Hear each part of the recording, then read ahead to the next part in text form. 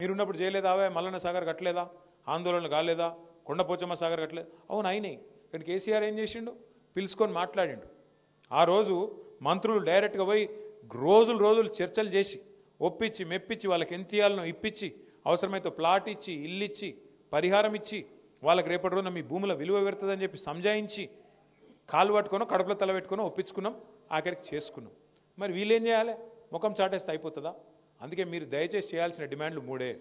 ఒకటి, మాకు అలైన్మెంట్ అన్నా శాస్త్రీయంగా చేయండి, మేము అభివృద్ధి వ్యతిరేకం కాదు. రెండు, నష్టపరిహారం సమంజసంగా ఇవ్వండి.